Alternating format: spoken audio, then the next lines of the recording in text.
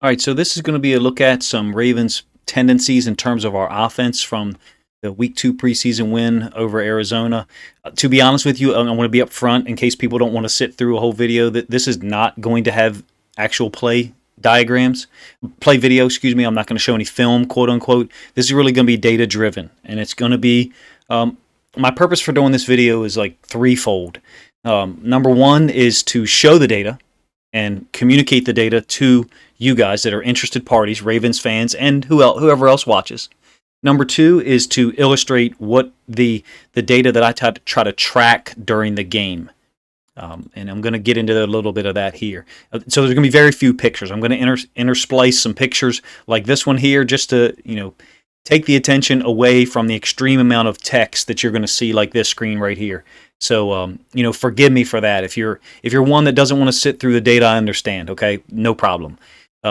Basically, during the game, I track a lot of information, and then at the end, or like this afternoon, I was able to sit down and put together the data. Now, I think I'm missing 3 plays, maybe 4.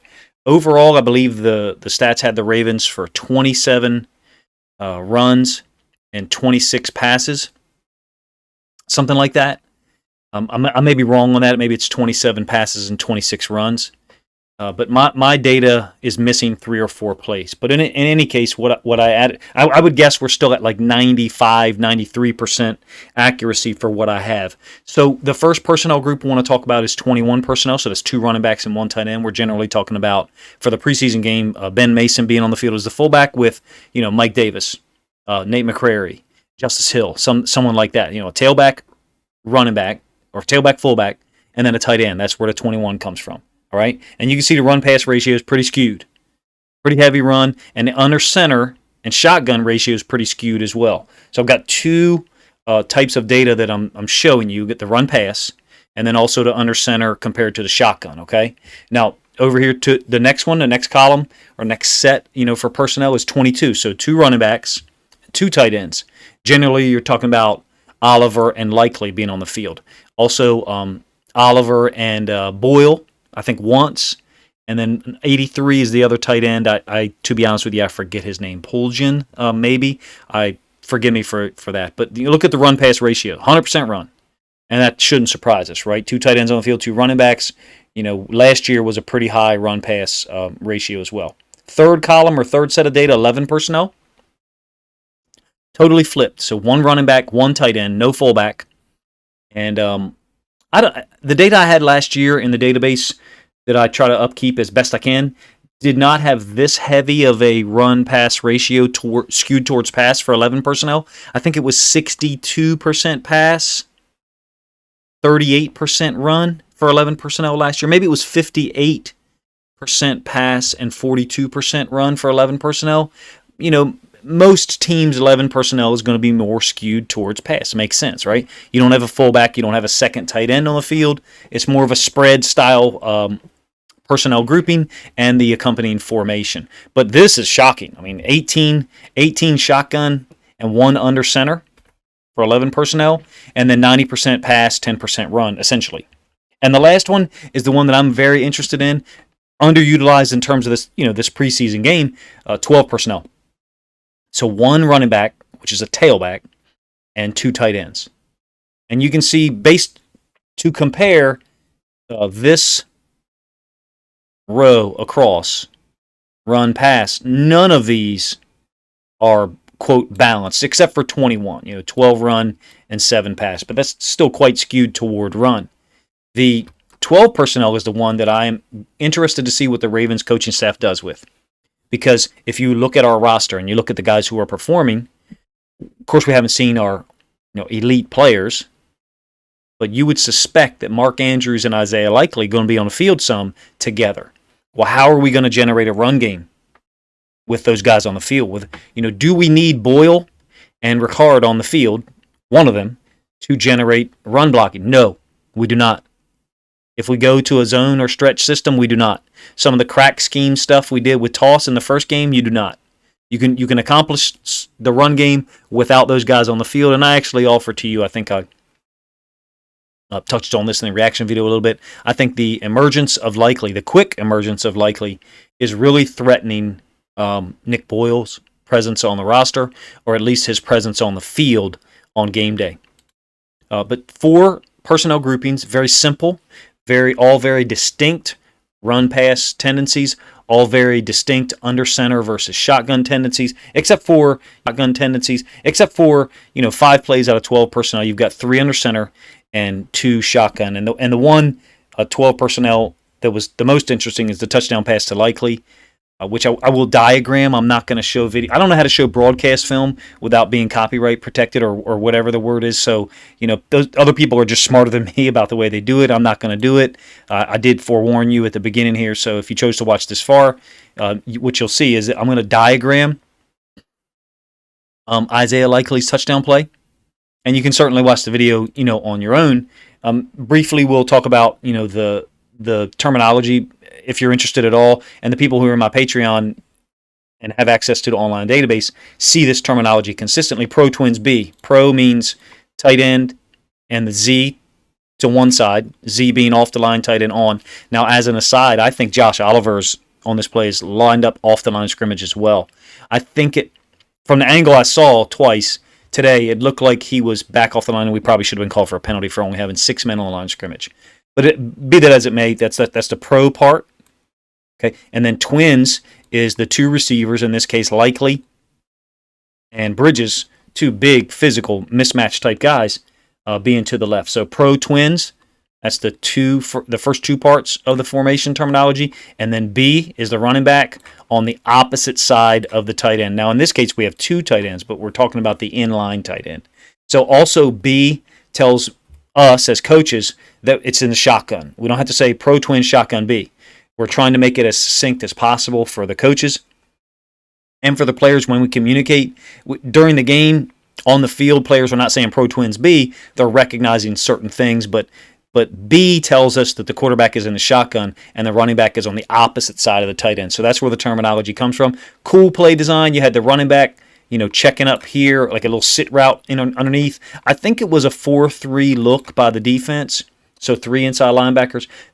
This may have been a nickel defender here. I didn't catch the number, and I'm not going to pretend to be extremely familiar with the Cardinals' second string personnel on defense. So, I have it labeled as the will, but in any case, the will widened up to his right, our left on the diagram, and the Ravens' left is offensively, and the Mike stepped kind of laterally toward the running back. Really a poor job of playing it, if you ask me, and Huntley made a great throw, stuck it in there, for Likely to make the catch on the 2 or the 1, maybe. And then the free safety delivered a hell of a shot, if you ask me, along with, I think, the will linebacker. Or, again, maybe this was the nickel. The interesting part about this 12 personnel, yes, we have backups on the field, but let's translate this to our team, our starters. Likely could be on the field with Andrews. What do you do matchup-wise defensively? Do you keep your base personnel on the field? If you're a 3-4 team, do you keep your base 3-4 on the field? Or do you come with your nickel personnel? And that's where Likely and Andrews blocking becomes interesting, because if we can get anything out of them in terms of blocking out of 12 personnel, and teams, in my opinion, teams are going to tend to use their nickel. They're going to tend to use 5 DBs when we have Likely and Andrews on the field together with only 1 running back, so 12 personnel. So then any development or improvement in the blocking of Andrews and or Likely would make that 12 personnel grouping a really interesting one. For me, that's the most interesting personnel group that we have. I'm not saying it's the best. I suspect that our 11 personnel group is going to be pretty damn good too, which it was last year at times, especially with Lamar on the field and his ability to scramble. So a small aside about the personnel groupings that could be out there versus 12 personnel and how we could use that against the defense. Another thing to note is Bridges is over here one-on-one, running what looked like to me like an outside release, like a fade. Didn't really see it because of the broadcast angle, moves away. And Huntley chose to go to Likely. Likely was on the sideline for a play, maybe 2. And then we brought him back on, which was interesting to me. At that point, people in our Discord chat was like, "Yo, let's get Likely off the field. We've seen enough." And I said that in a reaction video, and a lot of people did too. Like, he's done enough. We don't need to see him in a 3rd preseason game. Regardless of what happened last year with J.K. Dobbins in that that preseason game, he got hurt. independent decision with the lack of athletic depth we have at tight end. If we didn't have Isaiah Likely, Charlie Kohler's not playing. We only have Andrews, Boyle, and Oliver. Not to denigrate Boyle and Oliver at all, but at this point in their careers, they're just not the receiving threats that Isaiah Likely is, with all the things he can do with his ability to catch jump balls, go up and get the ball high pointed, make people miss. You've got to protect that asset, Isaiah Likely. If you ask me, Andrews and Likely shouldn't see the field again in preseason, in my opinion. So that's my kind of exploration of this play, 12 personnel. Again, I don't write this during the game, obviously. But what I do is I track the plays like this.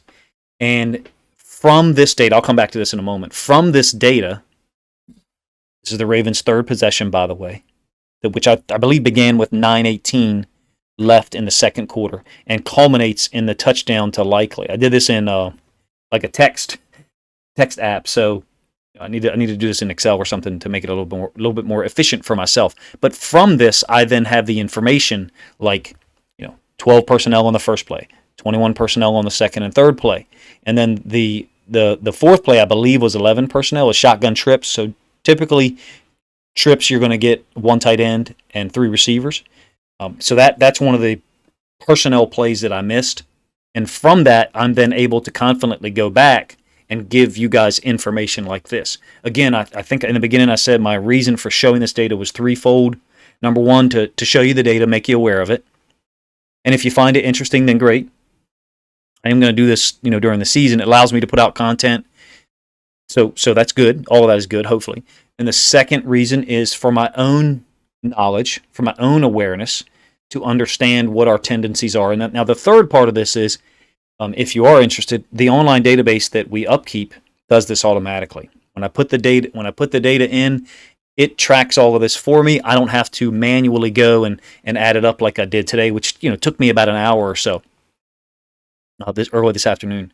So that's where the data comes from. It comes from these possessions where I track the data, and again, and that's also why I have trouble.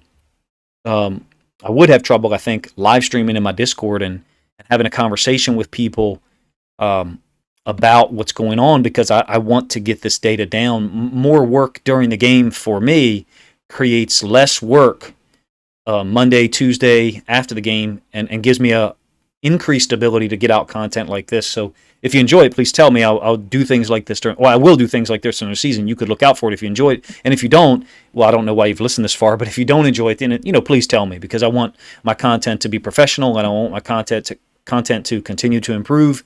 So, any feedback is great, and there's been some real good feedback in the last couple of weeks from old heads that have been around my channel for over a year, and from new people. So I welcome, all of it. One of the things to notice is Ravens switch personnel a lot. And I think that's one of the advantages of those teams that stay in 11 personnel a lot, is like they're not subbing on the field a ton, And this is one of the things with Roman, like Josh Hoffman and some other people have mentioned this many, many times, and I talked about it, but I don't think I noticed it. I don't think I connected these things as quickly as other people did, is that by switching personnel groupings, you've got to have a player get off the field and someone get on, and you got to huddle, get the play call, go up to the line. And to me, that's one of the reasons. I think that takes away maybe 5 to 7 seconds, maybe as many as much as 8 seconds of us getting to the line. That might be one of the reasons why we are getting to the line late so often. And I don't really mean in preseason games right now. I just mean in general, that's been one of the complaints, is we get to the line late, and that influences or decreases Lamar's chances of possibly calling an audible or checking anything. There was one play last night where we got to the line quick. I want to say it was 13 seconds, maybe 15 seconds. We got to the line with plenty of time, I should say. 13 or 15 seconds left in the play clock. And the Cardinals show blitz. I almost said the Falcons because they're jerseys. The Cardinals show blitz. Like 7 guys lined up on the line of scrimmage. Not the blitz zero that the Dolphins use so much, but a somewhat similar look. And Anthony Brown was in at quarterback, And he was able to come up to the line and make a check real quick. It wasn't this possession. He was able to come up to the line and say something to the offensive line real quick. And I don't know that he did a hand signal. I don't recall specifically, but he had time to do that because we were at the line of scrimmage with enough time, that gave him that opportunity. So switching, personnel every play, in my opinion, can be inefficient and detrimental to our offense at times. I'm not saying you should never do it. You shouldn't, use the same personnel group for every play of every drive. You shouldn't use the same personnel group 7 plays in a row. Maybe somebody needs a break. Maybe you're looking for a specific situation. And I suspect that's what it is a lot of times. But you'll notice, first of all, there's no third downs on this drive, right? The 1 second and long that we had after the penalty, 2nd and 9, we go 11 personnel. And then the next one, that's a long 2nd and 7, not really long, we go 11 personnel again. That's where Likely beat the man coverage on the right side, broke 2 tackles, got down to like the 12, something like that. Maybe the 8. I don't exactly recall. Next play was a run play with Likely off the field. That's this play I'm referencing here. And then we brought Likely back on the field for the 2nd and goal touchdown. That's the diagram I showed you a moment ago that I did in a program I have to be able to create plays and show plays. So let me know if you enjoy the information. My audio did mess up, so this video is not over. But I had to. Another thing I'd like to talk about that I kind of almost skipped over there is how Isaiah Likely celebrates or doesn't. He doesn't seem to be one of those guys that throw the football up in the air and make some grand gesture. He really seems like he's been there before. I've said this to kids before and had this said to me when I was a young player, is like act like you've been there before. Now, I'm not saying that the people who celebrate wildly and get really excited are doing anything wrong. No, it's just that I'm illustrating to you, I suspect Isaiah Likely is the kind of guy who expects to have success and then therefore doesn't get too fired up when he does so. He seems like one of those guys that just expects to do well. So moving on, I'd like to talk about the touchdown pass to Tyler Badie, whose name I'm apparently saying wrong in some of my videos. So this was 21 personnel, 2 running backs, 1 tight end, and then pro-I ram. So what that means is tight end to our right, Z, which was I forget the guy's name. He's the receiver who beat Gaither, I think, who beat Hamilton in the video that a lot of people talked about a couple weeks ago, like 3 weeks ago. And then ram means the fullback is to the right. So it's under center. Brown was under center, and I have him and the strong safety illustrated in a different color because I thought that their reactions were connected or related like a rope. So what I mean is the strong safety saw the fullback cross Brown's face or go the opposite direction away from him, and then Brown kind of go this way on this line. And I thought that Greg Olson described it well. Play action normally, you would have the quarterback, fake this way and then boot off of it. And I call this a cheat play. That's why I have it illustrated as cheat up here. Different people call it different concepts, but it's really difficult to defend this quarterback running out to the edge and the running back running out to the same edge. And you saw how open Tyler Badie was. We've ran this before with Lamar, unsuccessfully actually, but we ran it twice last year in similar situations, and it was an easy touchdown. We ran a somewhat similar concept with Ricard against the Vikings, if I remember correct, in week 9 last year. But the red, and I didn't cover this earlier when I showed the diagram, the red is the defensive player's reactions. I don't have the D-line there. The Sam linebacker looked like an underfront, so a 4-3 with the Sam linebacker walked up on the line of scrimmage. Look at the Sam ran at the quarterback. He's not getting blocked, so Boyle is stepping down to a 5 technique or to a D end who's lined up inside of him, and the Sam has to step down with him. So the line I have here for the Sam isn't necessarily accurate. He kind of actually hedged down inside in this direction here, and then went upfield to try to get to Brown, and the angles are just bad. And to me, that's all related to the fullback. The strong safety and the Sam are getting a quote false read with the fullback who's going away from him and a down block. It's difficult to have your eyes on multiple things at the same time. Strong safety, if you ask me, was probably responsible for Boyle and man That's my opinion, and I think the reason for that is because the Cardinals kept the corner and the free safety backside to help them deal with Bridges, who's a matchup nightmare, for second string DBs at least at this point with his size and athleticism. Cool play. Greg Olson briefly covered it. I thought he did a great job during the game. Thought the diagram I'm drawing here obviously doesn't stand as well as the video will in a day or two when we're able to get it and I'm able to show it to you. But I hope you guys appreciate it. It's a cool play. Nice to see a rookie get a touchdown. I'm going to refer to the data one more time. Again, very limited in terms of the personnel groupings. We didn't see 13 personnel, which a lot of people suspect we're going to use, right? Ricard's not playing, but Boyle's on the field, which is interesting to me, especially with how late he was playing in the game. I thought that a guy like Boyle would be like assured of being on the roster and not be playing so late in games. Him being on the field so late, I think he was there in the fourth quarter with 9 minutes left, something like that. So that's interesting to me. And the development of Likely, the impact that he is very clearly having and capable of having, to me really threatens Boyle and to a lesser extent maybe Ricard in terms of their actual time being on the field. It's going to be roster configuration and who's going to be on the active roster, in terms of the 53 each week. I think it's going to change each week depending on injuries, maybe depending on matchup, maybe depending on certain guys, how they're playing, how they're reacting to what they're asked to do. I think that Boyle is a guy. I think Oliver's not going to make the team. I mean, I don't think he'll be a guy who's on the active roster unless there's certain people injured. I think you're looking at Andrews, Likely, and Boyle as the tight ends. And the Boyle-Ricard issue to me is them taking up 2 spots, in my opinion, actually is almost like taking up 3. Not sure I'm going to be able to explain this well, but I really feel like the rest of the roster is, this is the wrong word because I like those guys, Ricard and Boyle. I feel like the rest of the roster might be kind of hamstrung with Likely, Boyle, and Ricard being there in terms of the receivers that we keep.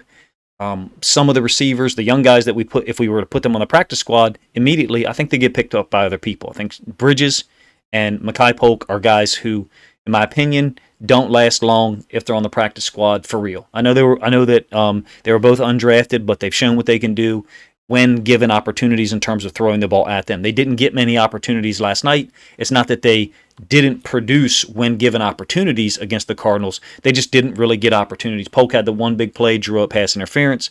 I thought Bridges did a nice job on 2 speed outs that he ran. One of them was well covered. Both of them were well covered, excuse me. And then there was a fade go along the left sideline that the DB really beat him badly, if you ask me. His release, wasn't as good, wasn't as high a level as we had seen against the Titans. This was designed to just be an introduction to some of the data that I track and try to present and use for future reference. When I reference formations in week 3 and week 7 or personnel groupings in week 10, it's because I am actively tracking this data for each game. So I have some knowledge, some foundational knowledge of the personnel groupings that we use and what plays we're running, run versus pass, out of those personnel groupings. Additionally, as I mentioned earlier, the way that the under center and shotgun information, tendencies is so obvious, it almost makes me wonder, and some of you are not going to disagree with me because you're anti-Greg Roman people, and that's cool. I want all of the people to watch my channel clearly, but I suspect that some of these tendencies are almost being thrown out there like a ruse, like a feint in boxing or MMA. I suspect that it's almost like, hey, this is the data we're going to show because we want people to think this is who we are. Now you may say, no, this is who we are, Coach. We're going to be, when we're under center, we're going to be 75% run and 25% pass. I'm not sure that I agree with that for real. And you may say, hey, Coach, when we're in 11 personnel, we are going to be, 90% pass and 10% run. I don't think so. I think we'll, those numbers as we get a larger sample size will converge, get closer together, and we'll be more like 60-40, somewhere around there. I would like to see 21 personnel be 60-40 run, 11 personnel be 58-42 pass, 22 personnel be our, 65-35, maybe 70-30 run to pass, and 12 personnel be our 50-50. 50-50 in terms of run pass, because I really think our 12 personnel, in my opinion, if Likely and Andrews are going to be on the field together, some of the run schemes have got to change. You're not going to have a Boyle or a Ricard to use there as a lead blocker. So to me, the stretch split zone stuff is going to have to be changed a lot if Andrews and Likely are going to be used as part of the blocking scheme. I'll cover that a little bit more in depth in a future video. Don't really have time to cover it now. Actually had the audio recording mess up here on me about halfway through the video, you may have noticed. But let me know what you think of this type of video where I'm showing you the data from our offense during a particular game. I want to get more stuff out on the defense this evening, Monday night, before hopefully getting the all-22 out on Tuesday at some point, and getting you guys some actual film to go along with my commentary. Let me know what you think of this video, concept and style. I'm trying to bring you guys some of the data and the background of how I come to conclusions about our offense that might be different from some of the conclusions you get from other people. Appreciate you guys checking the video out.